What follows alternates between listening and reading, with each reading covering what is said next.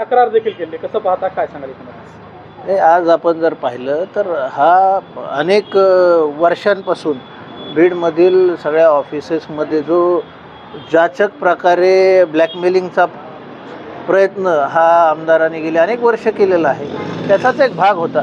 आणि आज कुठेतरी जिल्ह्याचे पालकमंत्री आदरणीय अजितदादा असल्यामुळं एक प्रकारचं सुरक्षा कवच मला वाटतं कर्मचाऱ्यांना भेटत आहे. आणि त्यामुळंच आज कर्मचारी जे आहेत त्यांनी डेअरिंग करून आज तक्रार अर्ज दिलेला आहे.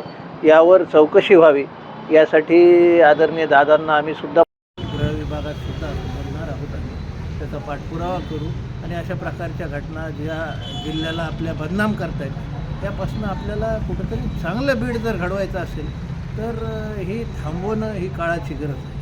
खरं पाहिलं तुम्ही अगोदर टोलचा देखील विषय काढला होता, त्याचाच भाग हा असणार आहे. अहो, तुम्ही जर पाहिलं तर यांनी अनेक ऑफिसेस तहसील असेल, जिल्हा परिषद, नगरपालिका, रजिस्ट्री ऑफिस, पंचायत समिती सगळीकडं वेगवेगळ्या भागात त्यांनी शेकडोनी नाही हजारोनी अर्ज दिलेले, एलक्यूज दाखल केलेले आहेत. आणि परत मॅनेजमेंट करून ब्लॅकमेल करून अधिकारी कर्मचाऱ्यांना हे परतसुद्धा घेतलेले, याची सुद्धा मी मागणी केली होती.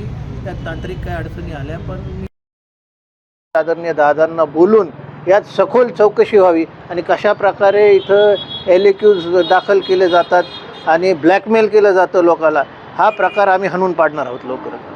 बीडची बदनामी होते म्हणून प्रशासनाला शिस्त लावण्याचे प्रयत्न केले जात आहेत, परंतु आता लोकप्रतिनिधींना देखील शिस्त लावण्याची वेळ आली आहे. नक्कीच लोकप्रतिनिधींना आधी शिस्त लावण्याची गरज आली. अशा प्रकारे जर धमक्या देत आहेत आणि मारून टाकण्याच्या धमक्या देतात, कुठंतरी पाठवायचा आपला PA, फोन जोडून द्यायचा संबंधित व्यक्तीला आणि त्यावर शिव्या द्यायच्या, ब्लॅकमेल करायचं, धमक्या द्यायच्या, हा प्रकार हाणून पाडलाच पाहिजे आणि त्याला आम्ही नक्कीच पाठपुरावा करू.